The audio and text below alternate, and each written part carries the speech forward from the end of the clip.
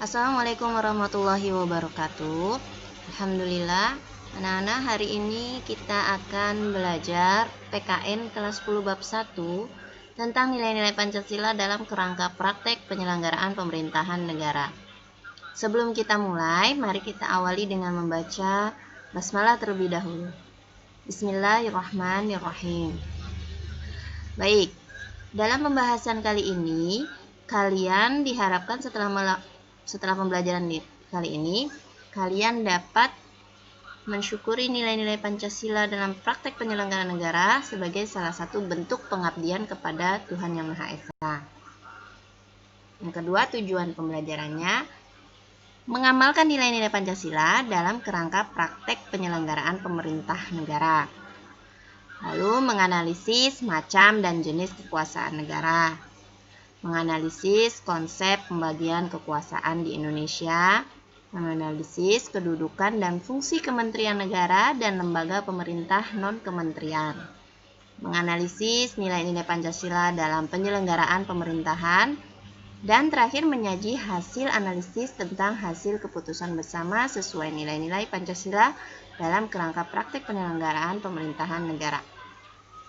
Baik, insya Allah kita akan mempelajari semuanya dalam pembelajaran hari ini.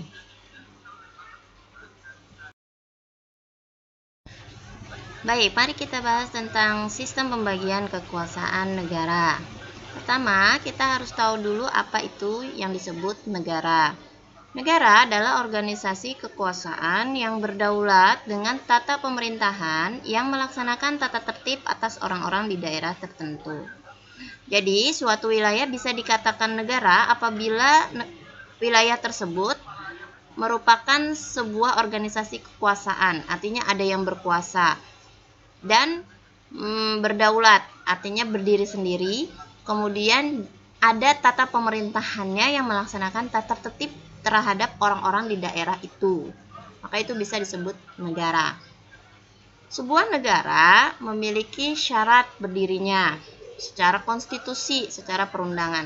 Jadi di dunia ini, jika ingin membentuk suatu negara, maka harus memiliki 3 syarat ini, yaitu syarat berdirinya suatu negara. 1, adanya wilayah, 2, adanya rakyat, dan 3, pengakuan kedaulatan dari negara lain. Jadi kalau ada negara tidak punya wilayah, hanya ada rakyatnya, dan tidak punya pengakuan kedaulatan, maka tidak bisa disebut negara. Yang namanya negara itu ada wilayahnya, jelas wilayahnya di mana, batas-batasnya apa. Ada rakyatnya, ada penduduknya, dan ada pengakuan kedaulatan dari negara lain. Negara lain mengakui bahwa itu adalah negara tersebut. Ya. Jadi itu syarat berdirinya suatu negara. Kemudian, pengakuan kedaulatan dari negara lain ini terbagi menjadi 2 pengakuan, de jure dan de facto. De jure itu secara hukum, artinya suatu negara diakui kedaulatannya secara hukum. Contohnya kita kedaulatannya diakui secara hukum ada dalam Undang-Undang Dasar Negara kita yang menyatakan bahwa Indonesia adalah negara kesatuan Republik Indonesia. Jadi ada secara hukumnya dan diakui di organisasi internasional seperti PBB ada Indonesia. Mereka tidak PBB tidak menyaksikan negara Indonesia itu ada atau tidaknya, tapi mereka mengakui secara hukum. Kemudian secara de facto, artinya pada kenyataannya memang ada negaranya, memang ada wilayahnya, memang ada daerahnya. Seperti kita Indonesia, secara de facto kenyataannya ada wilayahnya, dari Sabang sampai Merauke, wilayahnya ada di Asia Tenggara, berada di antara benua Asia dan benua Australia, dan sebagainya. Jadi secara kenyataannya negara itu ada. Kemudian tentang sistem pembagian kekuasaan negara itu terdapat 2 teori yang digunakan di dunia, yaitu teori John Locke dan teorinya Montesquieu. Menurut John Locke, pembagian kekuasaan negara itu dibagi menjadi 3, yaitu kekuasaan legislatif, eksekutif, dan federatif. Kekuasaan legislatif itu kekuasaan untuk membentuk undang-undang, kekuasaan eksekutif untuk melaksanakan undang-undang, kekuasaan federatif untuk melakukan perserikatan, aliansi, dan segala kegiatan dengan pemerintah luar negeri. Jadi kalau federatif sifatnya kerjasama dengan luar negeri. Namun menurut Montesquieu itu berbeda. Ada perbedaan, yaitu pada poin terakhir. Kalau Montesquieu, dia yang terakhir adalah yudikatif, yaitu untuk mempertahankan undang-undang, kekuasaan untuk mengadili setiap pelanggaran terhadap undang-undang. Jadi kalau Montesquieu, teorinya selain legislatif dan eksekutif, harus ada yudikatif, yaitu yang mempertahankan undang-undang. Kekuasaannya untuk mengadili jika ada pelanggaran terhadap undang-undang. Sekarang kita lihat sistem pembagian kekuasaan di Indonesia. Di Indonesia, sistem pembagian kekuasaannya terbagi menjadi dua, secara horizontal dan secara vertikal. Secara horizontal, yang dimaksud pembagian kekuasaan secara horizontal adalah pembagian kekuasaan yang dilakukan pada tingkatan pemerintah pusat dan daerah berdasarkan fungsi-fungsi lembaga tertentu, legislatif, eksekutif, dan yudikatif. Setelah amandemen UUD 1945,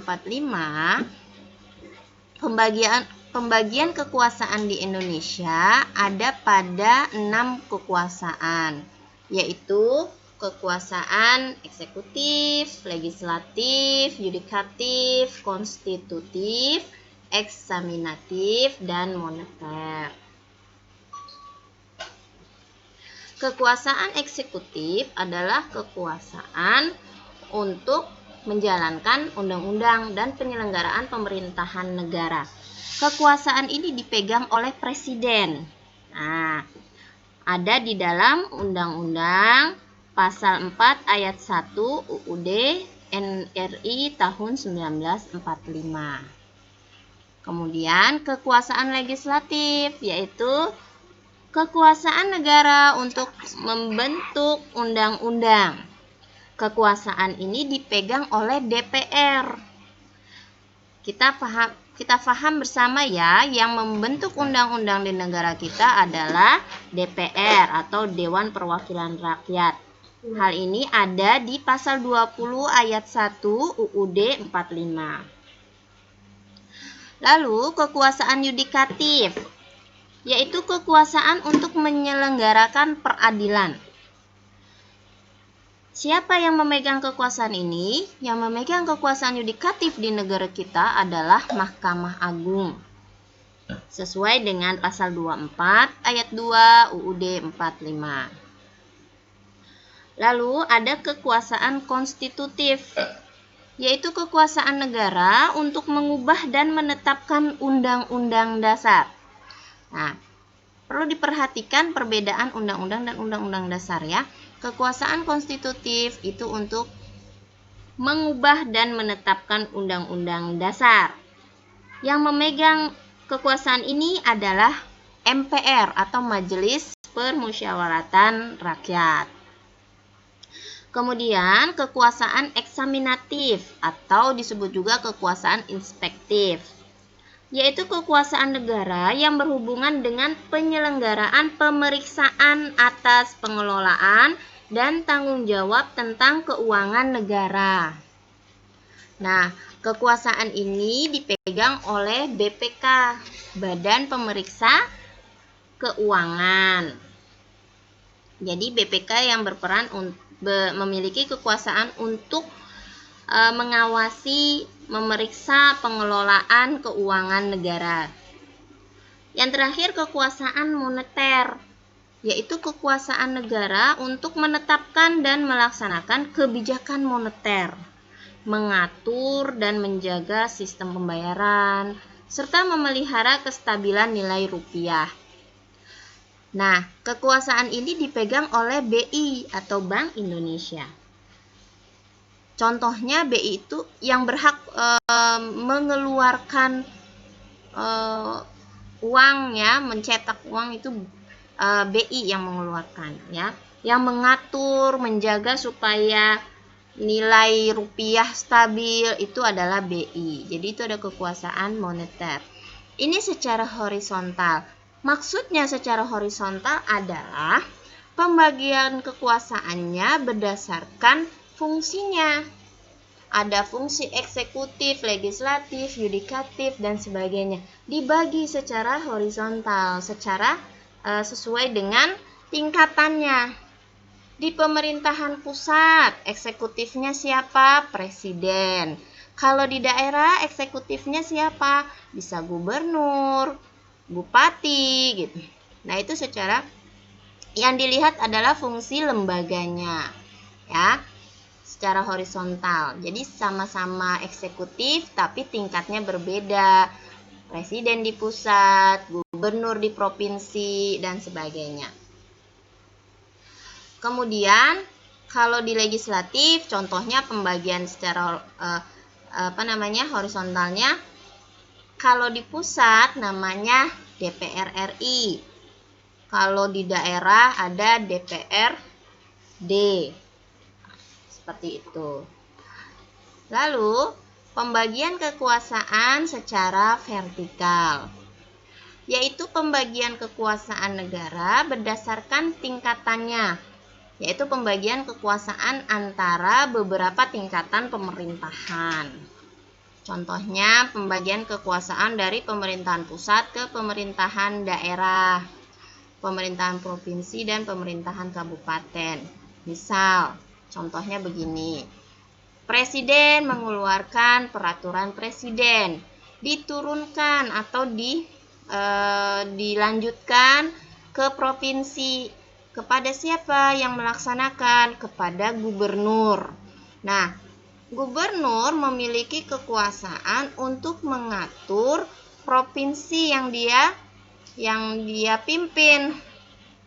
Walaupun presiden mengatur negara secara keseluruhan, namun yang mempunyai wewenang penuh terhadap suatu provinsi adalah gubernurnya.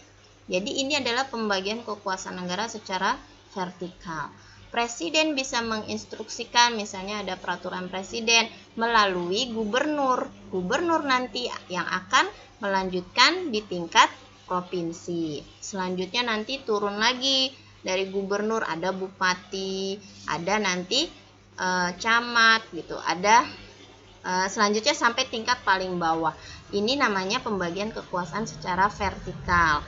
Jadi tidak melihat pada fungsi lembaganya, tapi kepada tingkatan pemerintahannya.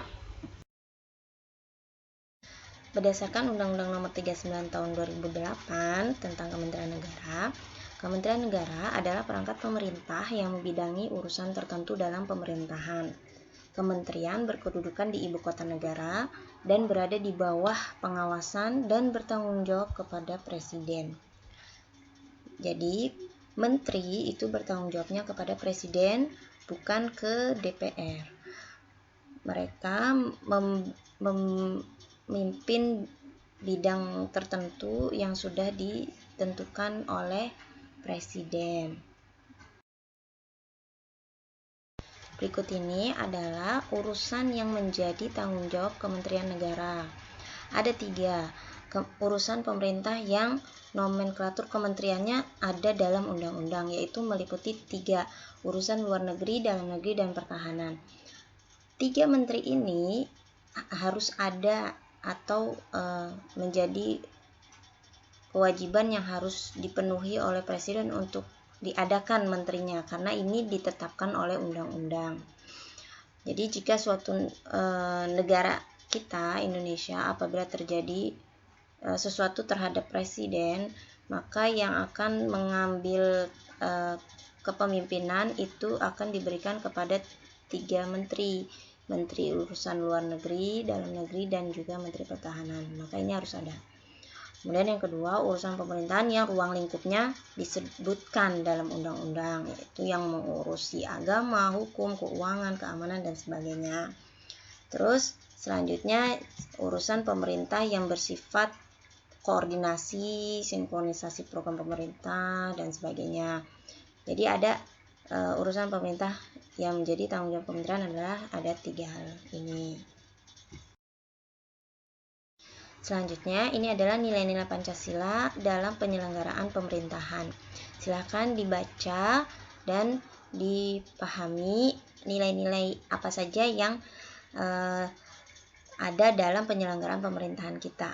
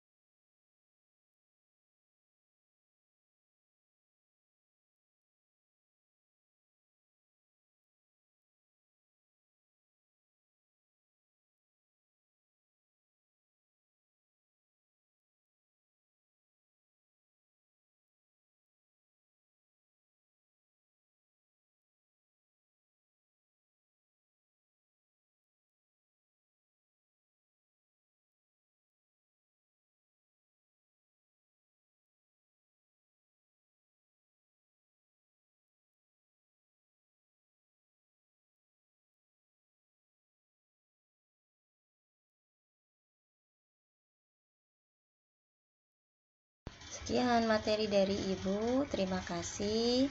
Dan selanjutnya jika ada sesi pertanyaan bisa ditanyakan di grup WA. Ibu tutup dengan mengucap Wassalamualaikum warahmatullahi wabarakatuh.